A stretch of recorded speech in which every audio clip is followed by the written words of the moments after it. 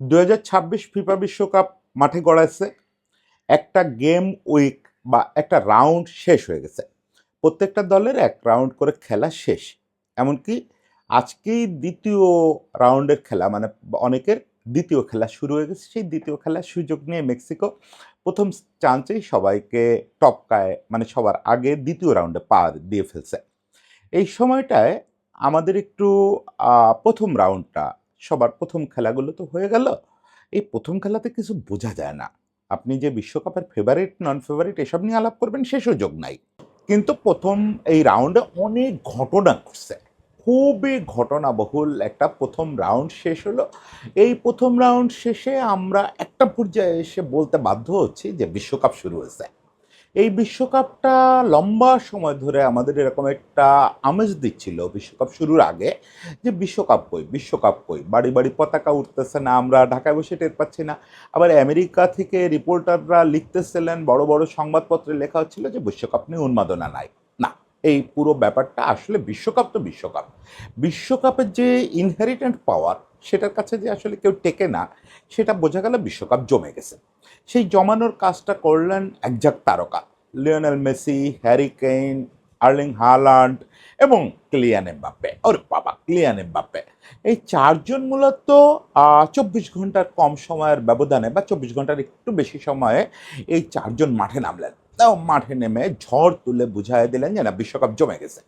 এর আগেই বিশ্বকাপ জমানোর কাজটা করে ফেলছিল তথাকথিত ছোট দলগুলোর ছোট ছোট বড় বড় তারকারা। তো আমরা একটু আজকে ফিরে দেখব যে আসলে প্রথম রাউন্ডটা আমাদের কি গল্প উপহার দিল, কি পারফরমেন্স উপহার দিল সেটা বলবো না, সেটা বলার জন্য তো বিশ্লেষকরা আছেন। আমার তো পারফরমেন্স নিয়ে কথা বলার দরকার নেই। আমি একটু দেখব যে প্রথম রাউন্ড আমাদের কি কি গল্প এবং কি কি ইঙ্গিত উপহার দিল, বিশ্ব ফুটবলের জন্য কি কি ইঙ্গিত উপহার দিল, সেই জিনিসগুলো একটু আজকে ফিরে দেখব। আজকে আমি যখন এই থাম্বটা বানাই, আমি সাধারণত কন্টেন্ট শ্যুট করার আগে থাম্ব বানানোর কাজ শুরু করি, তাতে কথা বলতে সুবিধা হয়। থাম্ব বানানোর সময় যখন লিখলাম যে অবশেষে বিশ্বকাপ, তখন আমার ব্যক্তিগত খুব একটা বেদনার স্মৃতি মনে পড়ল। 2010 বিশ্বকাপের কথা। তখন 12 তারিখে, সম্ভবত জুনের 12 তারিখে খেলা শুরু হয়েছিল। জার্মানি, আর্জেন্টিনা, নেদারল্যান্ডস, উরুগুয়ে, বড় বড় দল মাঠে নেমে পড়ল গেম উইকের শুরুর দিকে। এবং সবাই দারুণ, জার্মানি তো দুর্দান্ত খেললো ফার্স্ট ম্যাচটা। 15 বা 16 তারিখে ব্রাজিলের প্রথম ম্যাচ। সেই দিন একটা জাতীয় দৈনিকে, মানে বাংলাদেশের সবচেয়ে বড় জাতীয় দৈনিকের ফার্স্ট পেজে বড় বড় করে শিরোনাম হলো, আজ শুরু হচ্ছে সত্যিকারের বিশ্বকাপ। ব্যাপারটা সারা পৃথিবী স্বাভাবিকভাবে নেবে, সারা বাংলাদেশও স্বাভাবিকভাবে নিয়েছিল, এবং আর্জেন্টিনার সমর্থকদেরও এ নিয়ে কোনো দুত্তাপ ছিল না। কিন্তু আমি পার্সোনালি খুব হিউমিলেটেড ফিল করছিলাম ফুটবল দর্শক হিসাবে, যে ভাই এই যে দলগুলো এত সুন্দর ফুটবল খেললো, বড় দলগুলোর কথা বাদ দেন, ছোট ছোট দলগুলো বিশ্ব মঞ্চে এসে তো দুর্দান্ত পারফর্ম করেন। সবাইরে একটা কোথায় উড়ায় দিলাম যে ব্রাজিল নামতেছে বলে আজকে সত্যিকারের বিশ্বকাপ শুরু হচ্ছে। হ্যাঁ, তারা 5বারের বিশ্বকাপ জয়ী, তারা পৃথিবীর অন্যতম সম্ভ্রান্ত দল ট্রফি জয়ের দিক থেকে। বিশ্ব ফুটবল ইতিহাসের দিক থেকেও না, ফুটবল দর্শনের জায়গা থেকেও না। এমনও না যে ফুটবল দর্শনে তাদের কন্ট্রিবিউশন সবচেয়ে বেশি, এমনও নয় ফুটবল ইতিহাসে তারা সমৃদ্ধতম দল। কিন্তু অর্জনের তো একটা আলাদা ওজন আছে। অবশ্যই সেই ওজনের জায়গায় ব্রাজিলকে আমরা সবার উপরে রাখি। কিন্তু তার মানে তো এই না যে তারা নামতেছে বলেই বিশ্বকাপ শুরু হচ্ছে। ব্যাপারটা আমাদের দীর্ঘদিন হান্ট করে বেড়াচ্ছে। এবং বলতে পারেন আজকে আমি আর্জেন্টিনার ফুটবল নিয়ে বা লাতিন ফুটবল নিয়ে যে মূর্খের গবেষণা করি, আমার প্রায়টা সময় কাটে এই নিয়ে। বিভিন্ন লাতিন বই কষ্ট করে করে এআই দিয়ে বা ট্রান্সলেটর দিয়ে অনুবাদ করে পড়া, পড়ে বোঝা, এর উৎসটা ওখান থেকে। আমি আসলে ওই দিন বোঝার চেষ্টা করছি যে বিশ্ব ফুটবলটা আসলে কি জিনিস, বিশ্ব ফুটবলকে আসলে ব্রাজিল কিনা। যাই হোক, এই যে সকলকে এক বাক্যে শেষ করে দেওয়া একটা দলকে মহান করতে গিয়ে এই জিনিসটা বারবার মনে পড়ে যায়। বিশ্বকাপ যখন বড় দলদের নামতে একটু দেরি হয়, সে নিয়ে কথা বলি, তখনই এটা মনে পড়ে যায়। এবার ধরেন এই যে মেসি, হালান্ড, এমবাপ্পে, তারপরে কেইন, ওরা একটা দিনে একটা সুপারম্যান শো করলো। এখন আমি অনায়াসে বলতে পারি যে আজকে শুরু হলো বিশ্বকাপ। এটাতে কি হবে? এটাতে এই গেম উইকের এ পর্যন্ত যে অবিশ্বাস্য সব নাটকীয় গল্প হয়েছে সব শেষ হয়ে যাবে না? আমার ভজিনার গল্প শেষ হয়ে যাবে না? আমার কেপ ভার্দের গল্প শেষ হয়ে যাবে না? মিশর, মরক্কো, আলজেরিয়া এরা যে লড়াইটা করতেছে, আলজেরিয়া জয় পায় নাই কিন্তু এদের লড়াইটা শেষ হয়ে যাবে না? আমেরিকানরা মানে উত্তর আমেরিকা তো ফুটবলে কোনো শক্তি না, তারা যে প্রবল প্রতাপে এবার দেখাচ্ছে প্রবল প্রতাপটা। এশিয়ানরা যে সাইলেন্ট একটা পারফর্ম করে যাচ্ছে, সবগুলোই তো শেষ হয়ে যায় যখনই আমি কেন্দ্রীভূত করি স্টারদের উপরে বা বড় দলের উপরে। তো আমরা সেটা না করে আমরা একটু দেখি এই গেম উইকটা আসলে আমাদের কী কী দিল। প্রথমত হচ্ছে আমরা এই বিশ্বকাপে ফিফার যেসব বিষয় নিয়ে সবচেয়ে নিন্দা করছি তার ভিতরে একটা বড় পয়েন্ট ছিল এই বিশ্বকাপের আগে যে ৪৮ দলের বিশ্বকাপ কেন? সেই পয়েন্ট নিয়ে আমাদের বক্তব্য ছিল যে এটা একটা প্রতিযোগিতাহীন, অর্থহীন প্রথম রাউন্ডে পরিণত হবে। ফিফার অন্যান্য সিদ্ধান্তের ব্যাপারে আমাদের সমালোচনা জারি আছে, জারি থাকবে। এবং বিশেষত পলিটিক্যাল যে ব্যাপারগুলো, পলিটিক্যাল ব্যাপার তো একের পর এক ঘটে চলেছে। আজকে আর সেগুলো নিয়ে কথা না বলি, কিন্তু এই যে ৪৮ দলের সিদ্ধান্ত, এটা আমার মনে হয় যারা ক্রিটিক তাদের রিথিঙ্ক করার সুযোগ আছে। আমি অন্তত ৪৮ দল দিয়ে প্রবল সমালোচনা করছি, কিন্তু আমার প্রথম রাউন্ডের পারফরমেন্স দেখে মনে হয়েছে যে না, ৪৮ দলের বিশ্বকাপ হতাশ করবে না। অন্যান্য দিক যদি ঠিকঠাক করা যায় ৪৮ দলের বিশ্বকাপই হয়তো ঠিক আছে। কারণ পৃথিবীতে আসলে ফুটবল সত্যি সত্যি গ্লোবালাইজেশন হচ্ছে। একটা কথা তো, ফুটবল গ্লোবালাইজেশন হচ্ছে বললে আবার একটা ফলস ন্যারেটিভ তৈরি হয় যে ফুটবল বোধহয় আগে গ্লোবাল ছিল না। তা তো না, ফুটবল পৃথিবীর সবচেয়ে বড় গ্লোবাল ইভেন্ট। কিন্তু টেকনিক্যালি এবং টেকনিক্যাল পাওয়ারের দিক থেকে ফুটবলের একটা প্যারাডাইম শিফট হচ্ছে। সারা পৃথিবীর প্রান্তগুলোতে ফুটবল অনেক শক্তিশালী হয়ে উঠতেছে। বড় দল ছোট দলের ডিফারেন্স কমে যাচ্ছে। সেটার প্রমাণ হচ্ছে এবার ৪৮ দলের বিশ্বকাপের প্রথম গেম উইকটা। মানে সাধারণত যখন ৩২ দলের বিশ্বকাপ ছিল তখনও আমরা দেখছি প্রথম গেম উইকটা মেলে হয় অনেক। ছোট দল আর বড় দলের ব্যবধানটা অনেক বেশি থাকে। একটা আপসেট ঘটে, পুরো প্রথম পর্ব মিলে আপসেটের সংখ্যা, তখন এটাকে আমরা আপসেটই বলতাম। আপসেটের সংখ্যা একটা বা দুটো থাকে। কিন্তু এবার আমরা দেখতেছি একেবারে ফার্স্ট রাউন্ডে অনেকগুলো ঘটনা ঘটছে যেগুলোর আগে আমরা আপসেট বলতাম, এটাকে এখন ধারাবাহিকতা বলতে হচ্ছে। যে এখন ইউরোপিয়ান দলগুলো, লাতিন দলগুলো, ইভেন আফ্রিকান দলগুলো, তাদের উন্নতি তো দৃশ্যমান ছিল।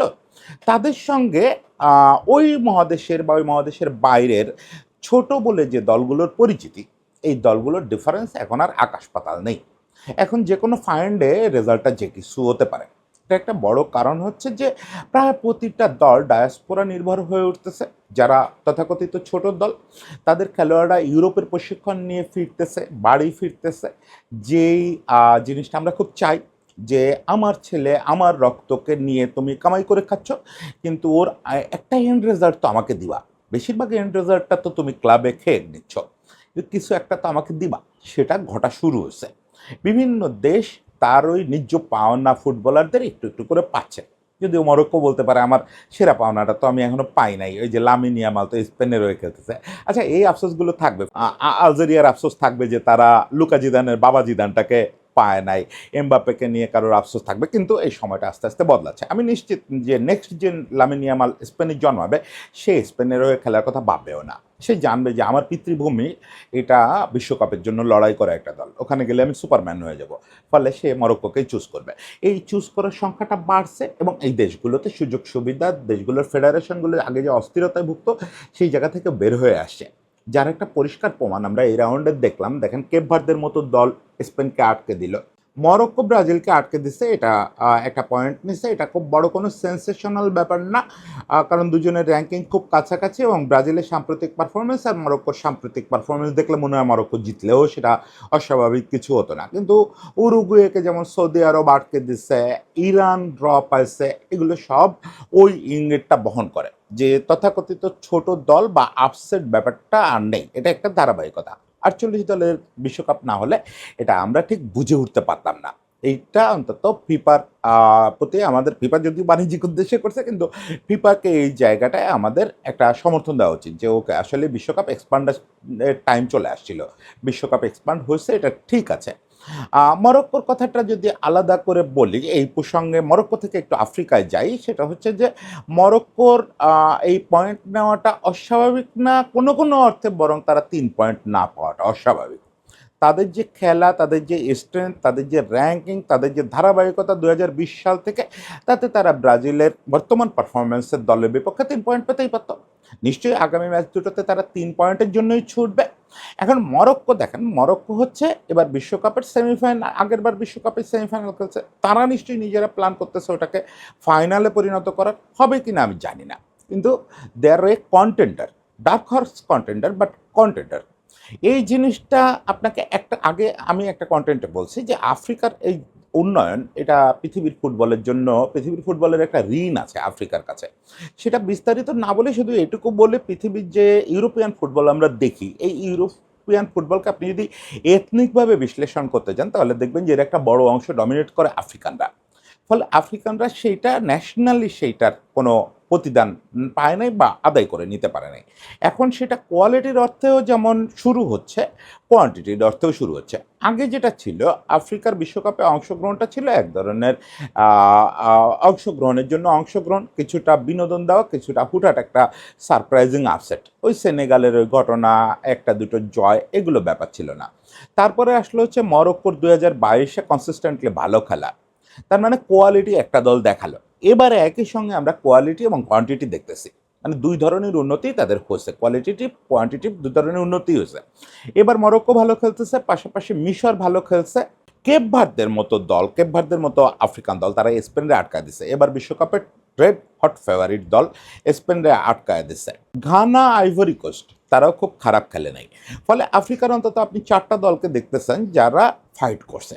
আলজেরিয়ার খেলাটাও আপনার খুব খারাপ লাগছে, সেটা আর্জেন্টিনার অতি সুন্দর ফুটবলের কারণে হয়তো আপনার খারাপ লাগছে। আমার ধারণা আলজেরিয়ার নেক্সট ম্যাচগুলোতে তার এই গার্ডসটা শো করে আফ্রিকার এই যে হুঙ্কার, বৃহৎ হুঙ্কার, কোয়ালিটিটিভ এবং কোয়ান্টিটিভ হুঙ্কার, এটাতে সুর মেলাবে। যেটা আমি এই বিশ্বকাপের শুরুতে একটা কন্টেন্টে বলছিলাম যে আমি দেখতে চাই, জীবদ্দশায় অন্তত দেখতে চাই যে বিশ্বকাপ ট্রফিটা একবার আফ্রিকায় গেছে। আর হচ্ছে বিশ্বকাপ ফেভারিটদের 5 জনের তালিকা করার সময় আমি দুটো আফ্রিকান দেশের নাম একদিন লিখতে চাই। তো সেই জিনিসটা এই বিশ্বকাপেই হলো না, কিন্তু তারা একটা কোয়ালিটিটিভ কোয়ান্টিটিভ উন্নতি করে বুঝায় দিল যে উন্নতিটা আর ওই রকম সারপ্রাইজিং বা একটা দলে আটকে নাই। এটাই এবার বিশ্বকাপের সম্ভবত সবচেয়ে বড় খবর। এই খবরের মধ্য থেকেই আমরা ওই আবার দেখি যে আসলে খেলাটাও আসলে শুধু ইউরোপ আর লাতিন আমেরিকায় আটকে নাই। আপনি দেখেন আফ্রিকার এই দুর্দান্ত উন্নতির পাশাপাশি আপনি যদি উত্তর আমেরিকার দিকে তাকান, উত্তর আমেরিকাও তো আগে আসলে অংশগ্রহণের জন্য অংশগ্রহণ করতো। 94-এ ইউএসএ ওয়ার্ল্ড কাপ হয়েছে, তখন ইউএস খেলছে, ইউএস রেগুলার খেলে, মাঝে মাঝে ভালো পারফরমেন্স পায়, কখনোই ওই ডমিনেশনটা দেখাতে পারে না। আর কানাডা মেক্সিকো কখনো তো ফোর্স হয়ে ওঠে নাই। মেক্সিকোর কিছু হিস্ট্রি আছে, কানাডা ওরকম হিস্ট্রিও নাই। কিন্তু এবার 3টা দলই শুরু করলো দুর্দান্ত। কানাডা তো 6-0 গোলের জয় পেল, কানাডার একটা ছেলে হ্যাট্রিকও করলো, কি অসাধারণ একটা ব্যাপার। মানে এই দলগুলো, এই উত্তর আমেরিকা সাধারণত ধরেন প্রথম যখন কাতার বিশ্বকাপ হলো, তার আগ পর্যন্ত একটা ইয়ে ছিল যে হোস্টরা কখনো খারাপ করে না, হোস্টরা একটা ভালো পারফরমেন্স করে। একটা সময় তো ছিল হোস্টরা বিশ্বকাপ জিতত। সেই সংখ্যাটা প্রথম তৈরি হয়েছিল 2002-এ, যখন সাউথ কোরিয়া আর জাপান আয়োজন করলো যে এরা বোধহয় ফার্স্ট রাউন্ডেই বাদ পড়ে যাবে, প্রথম বাজে হোস্ট হবে না। সেখানে ওরা ভালো করছিল, সাউথ কোরিয়া খুবই ভালো করছিল। পরে কাতারে এসে সেটা আসলে ধাক্কাটা খাইল, যে হোস্টটা কিছু করতে পারলো না। এবারও মনে হচ্ছিল যে হোস্টরা নামেই হোস্ট, কিন্তু না, প্রথম রাউন্ডে আমরা দেখলাম, প্রথম রাউন্ডের প্রথম গেম উইকে আমরা দেখলাম যে হোস্টরা সম্মান রাখার পারফরমেন্স করছে, প্রত্যেকে দাপট দেখাচ্ছে, এবং কানাডা তো আসলে সবচেয়ে দাপুটে ম্যাচটা খেলছে এবার ফার্স্ট গেম উইকের। তাহলে যেহেতু বিশ্বায়নের গল্প বলতেছি, আফ্রিকার বিশ্বায়নটা সবচেয়ে বেশি হয়েছে, উত্তর আমেরিকার হয়েছে, এশিয়া কি একেবারে চুপ করে বসে আছে? না, এশিয়া থেকেও সুন্দর ফুটবল হচ্ছে, সুন্দর ফুটবল হচ্ছে। সেটা রেজাল্টে হয়তো আফ্রিকার মতো করে দেখা যাচ্ছে না, একেবারে দেখা যাচ্ছে না, তাই কি? দক্ষিণ কোরিয়া জয় পাইছে, জাপান নেদারল্যান্ডসের মতো দলরে আটকায় দিচ্ছে, উরুগুয়েরে আটকায় দিচ্ছে সৌদি আরব। আপনি এই 3টা ফল দিয়েই তো বলতে পারেন যে এশিয়ারও একটা নীরব উত্থান হচ্ছে। এশিয়ার ওই ফুটবল কোয়ালিটিতে পৌঁছাইতে আফ্রিকার কোয়ালিটিতে বা উত্তর আমেরিকার কোয়ালিটিতে পৌঁছাইতে আরেকটু সময় লাগবে। এটা তো আসলে একদিনে হুট করে কিছু টাকা বিনিয়োগ করে হয় না, ওই সেক্ষেত্রে একটা দুটো সারপ্রাইজিং রেজাল্ট আসবে, কিন্তু ওরকম ওই যে কোয়ালিটি এবং কোয়ান্টিটি একসঙ্গে আসবে হচ্ছে একটা ঐতিহ্য থেকে। এশিয়ার সেই ঐতিহ্যটা শুরু হয়ে গেছে ধরেন আপনি ধরতে পারেন যে 50 বছর বা 40 বছর আগে। এখন সেটার ফল আস্তে আস্তে আসবে ওদের থেকে, যেহেতু আমরা একটু পরে শুরু করছি, ফলে পরে আসবে। কিন্তু ইঙ্গিতটা পরিষ্কার, গত কয়েকটা আসর ধরেই এশিয়ার কোনো না কোনো দল ভালো করতেছে। এবার দেখেন 2-3টা দল ফার্স্ট গেম উইকে দুর্দান্ত পারফরমেন্স করছে। আমি তো বলবো যে দক্ষিণ কোরিয়ার জয়ের চেয়ে এই যে জাপান যে উরুগুয়েরে আটকায় দিল, এরা কোনো অর্থেই কম বড় ব্যাপার না। উরুগুয়ে সবসময় উরুগুয়ে, সেটা সুয়ারেজ থাকুক আর না থাকুক, উরুগুয়েকে আটকায় দেওয়াটা অবশ্যই বড় ব্যাপার। ফলে আমরা দেখলাম যে ফুটবল ছড়াচ্ছে। 48 দলের যে থিমটা, ফুটবল বিশ্বকাপ এক্সপান্ড করা, এটা শুধু নামেই এক্সপান্ড করা হয় নাই, এটাতে কিছু একপাক্ষিক ম্যাচ হয়েছে। যে কুরাসাওয়ার বিপক্ষে জার্মানির যে ম্যাচটা খেলছে ওটা একপাক্ষিক হয়েছে, কিন্তু দেখেন আপনি একপাক্ষিক ম্যাচই বরং কম পাচ্ছেন, আপনি প্রতিযোগিতামূলক ম্যাচই বেশি পাচ্ছেন। আর্জেন্টিনা একটা একপাক্ষিক ম্যাচ খেলছে, এছাড়া সব সুন্দর কম্পিটিটিভ ম্যাচ।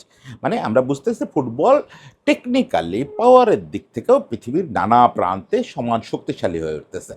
এই দিনটা যত দ্রুত হবে, একেবারে বিশ্বকাপ নিয়ে আগে কথা বলার সময় বিশেষজ্ঞরা মারে থাকবে, যখন সেই সময় গিয়ে হচ্ছে বিশ্বকাপ সত্যিকারের বিশ্বকাপ হয়ে উঠবে। যে ফেভারিট খুঁজে পাওয়া যাবে না, কোন ম্যাচের রেজাল্ট কি হবে অনুমান করা যাবে না, শুধু পণ্ডিতদের মধ্যে তর্কাতর্কি হতে থাকবে। এই তো মনে হচ্ছে যে খুব কাছাকাছি, সময়টা কাছাকাছি চলে আসছে, ফুটবল ইউরোপ আর লাতিন আমেরিকার বাইরে বেরোনো শুরু করছে। তবে অবশ্যই ফুটবল বিশ্বকাপ জমানোর একটা বড় দায়িত্ব থাকে বড় দলগুলোর এবং বড় তারকার, এটা অস্বীকার করার কোনো উপায় নাই। অন্তত আজকের যুগে, যখন কমার্শিয়ালাইজেশনের যুগ, যখন মিডিয়ার এরকম রমরমার যুগ, এটা আজকে বলে না, এটা সেই 80-র দশক থেকে, যখন থেকে টিভিতে কালার খেলাটা সম্প্রচার শুরু হয়েছে তখন থেকে বড় দল এবং তারকা এদের উপরে আসলেই একটা দায়িত্ব থাকে এই সময়ে, যে বিশ্বকাপ জমাতে হবে। সে কাজটাও খুব দারুণ হয়েছে। যদি ব্যক্তিগত তারকাদের কথা বলেন, তাহলে অন্তত 4জন তারকা তাদের দায়িত্ব পালন করছেন, দারুণভাবে দায়িত্ব পালন করছেন। 2জন বৃদ্ধ বয়সে, যেটা তাদের করার কথা না, যদিও কেইনকে অত বৃদ্ধ বলা যায় না, তারপরেও বৃদ্ধদের কাতারে তো সেই 2জন দারুণ দায়িত্ব পালন করছেন, আর 2টো তরুণ দুর্দান্তভাবে তাদের যে প্রত্যাশা তাদের প্রতি, সেটা পূরণ করছে। লিওনেল আন্দ্রেস মেসি, এটা আসলে প্রত্যাশা ছিল বুকের ভিতরে, ওটা স্বপ্ন, কিন্তু এটা এরকম বাস্তব একটা হ্যাট্রিক করবে, এটা আসলে স্বপ্ন দেখাটাও কঠিন ছিল। ফলে লিওনেল আন্দ্রেস মেসি তো সেরা পারফরমার, সেরা শোম্যান এই গেম উইকের। সেটা শুধু হ্যাট্রিকটা করে না, কি বিস্ময়কর একটা পারফরমেন্স করলেন। সেই জিনিসটা তার দায়িত্ব, তিনি সম্ভবত 1000 ভাগ পালন করছেন, মানে তার যে শতভাগ সেটাকে 1000 ভাগে পরিণত করছেন। হ্যারি কেইন বয়স একেবারে কমও হয় নাই, কিন্তু হ্যারি কেইন না সবসময় একটা হতাশা ইংল্যান্ডের জন্য। সেটা হচ্ছে যে হ্যারি কেইন সারা বছর নামে থাকেন, করেন, ইংল্যান্ডের সবচেয়ে বড় তারকা, কিন্তু ওই জায়গা মতো জ্বলে উঠতে পারেন না। জ্বলেন ও জায়গায় জ্বলেন, যে সময় জ্বলার কথা সে সময় জ্বলেন না। এবার ফার্স্ট গেম উইকে 2টো গোল পাইছেন, ভালো পারফর্ম করছেন, এটা ইংল্যান্ডকে স্বপ্ন দেখাবে। তাদের ওই যে বা গালভরা হোম কামিং স্লোগান, সেই স্লোগানটায় একটা শক্তি দেবে, একটা প্রাণ দেবে। অবশ্যই বলতে হবে এমবাপ্পের কথা, 3টা বিশ্বকাপ ধরে যে পারফর্ম করে যাচ্ছে, এবং মাথায় রাখতে হবে এই তার 3য় বিশ্বকাপ খেলতেছে, সে 27 বছর বয়সে। মানে একেবারে নাই নাই করেও তার সামনে আরও 2-3টে বিশ্বকাপ আছে। তো এই যেভাবে প্রতি বিশ্বকাপে পারফর্ম করে যাচ্ছে, তাতে বিশ্বকাপ হিস্ট্রিতে অন্তত কোনো ধরনের কোনো রেকর্ড, কোনো দাপট এই ছেলের কাছে থাকার কথা না। আপাতত হয়তো 2-4 দিনের জন্য লিওনেল মেসির হাতে ওই সর্বোচ্চ গোল টোলের রেকর্ডগুলো থাকবে, এগুলো সবই কার্যত যে এমবাপ্পে নিয়ে নেবে, সেটা তো প্রমাণ করে দিল প্রথম ম্যাচেই। তার ওই দুর্দান্ত স্পিড, কচ্ছপ, জেগে উঠে ন্যাশনাল টিমে আসলে এই ছেলে অন্যরকম হয়ে যায়। মানে ও ক্লাবে কেন যেন হয়ে ওঠে না, একটু ঝলক দেখায়, পায় কম, কিন্তু ন্যাশনাল টিমের এমবাপ্পে আলাদা জিনিস। সেটা বুঝাই দিল প্রথম ম্যাচেই ডাবল গোল করে। সবচেয়ে খুশি হয়েছে আর্লিং হালান্ডের ব্যাপারটায়। দেখেন আর্লিং হালান্ডরা 3জন এই টিমে আর্জেন্টিনায়ও ৩ জন আছে, নরওয়েতেও ৩ জন আছে। আর্জেন্টিনার ৩ জন এখনো একসঙ্গে মাঠে নামে নাই, নরওয়ের ৩ জন একসঙ্গে মাঠে নামছে। আর নরওয়ের ৩টা খেলোয়াড় তাদের বাবারা 94 এ ওয়ার্ল্ড কাপ খেলে গেছেন। তারপর থেকে এই দলটা আর ওয়ার্ল্ড কাপ খেলে নাই। এতকাল পরে এই দলটা ওয়ার্ল্ড কাপ খেলতে আসছে। ইভেন আজ থেকে ৪ বছর আগেও আমি বেশ আফসোস করছি যে পৃথিবীর ইতিহাসের অন্যতম একটা ইয়ে তারকা স্ট্রাইকার, মানে যে কোনো জায়গা থেকে গোল করার ক্ষমতা রাখে। ফ্রাঙ্কলি স্পিকিং, রোনালদো নাজারিওর পরে এত ক্লিন ফিনিশার আমি খুব বেশি দেখি নাই। সেরকম একটা স্ট্রাইকার বিশ্বকাপ খেলতেছে না, এটা খারাপ লাগে। শেষ পর্যন্ত তারা আসছে, এসে হালান্ড তার বাবার যে উত্তরাধিকার সেটা ১৬ আনার চেয়ে বেশি বহন করছে। বাবার মতো হয়ে সিটিতে খেলে, বাবার মতো হয়ে বিশ্বকাপে নামলো এবং বিশ্বকাপে নেমেই জোড়া গোল করে বুঝাইয়া দিল যে তার ওই সিটির পারফরমেন্সটা কেবল সিটিতে আটকে নেয়, এটা বিশ্বমঞ্চেও করার জন্য সে প্রস্তুত। কি অসাধারণ ব্যাপার! মানে এই ৪টা তারকা আমাদের ওই তারকা ব্যাপারটা দিল। একই সঙ্গে আর্জেন্টিনা বা ফ্রান্স, ওরা ওই যেহেতু এই পারফরমেন্সটা পাইছে, ফলে জার্মানি, এরা দুর্দান্ত প্রতাপের সঙ্গে শুরু করে বুঝাই দিল যে বড় দলের শুরুটাও বড় হলো। সঙ্গে সবচেয়ে বেশি যেটা হলো সেটা হচ্ছে নানা রকম গল্প, প্রচুর গল্প। গল্পগুলো বলার আগে একটু অবশ্য হতাশার কথা সামান্য একটু বলে রাখি। হতাশা জিনিসটা ফার্স্ট গেম উইকে বলার জিনিস না, কারণ হতাশা কাটতে তো সময় লাগে না। আশা যেরকম প্রথম দিনই আশা হইলে ওটা তো আশা, কিন্তু হতাশা এই প্রথম রাউন্ডেই ৩টা করে ম্যাচ, ৩ রাউন্ড খেলা হবে। ফলে ফার্স্ট রাউন্ডের হতাশা আজকে কথা বলতেছি, বিকাল নাগাদই একটা হয়তো কেটে যাবে, কালকে আরেকটা কেটে যাবে। এই তো জীবনটা তো এরকমই, হতাশার গল্প বেশি না বলাই ভালো। তারপরও আপাতত হতাশাগুলো নিয়ে কথা বলে আমার সবচেয়ে বড় হতাশা এখনো পর্যন্ত নেইমার জুনিয়রকে মাঠে দেখতে না পারা, এবং যা খবরাখবর তাতে দ্বিতীয় রাউন্ডেও মানে সেকেন্ড গেমেও দেখতে পাচ্ছি না। কেউ কেউ বলতেছে ফার্স্ট রাউন্ডেই দেখতে পাবো না, হয়তো সেকেন্ড রাউন্ড থেকে দেখা যাবে। যাই হোক, খুব মুখায় আছি ছেলেটারে দেখার জন্য। লাস্ট যখন দেখছি হয়ে সান্তোসের হয়ে খেলতে ভালো লাগে নাই।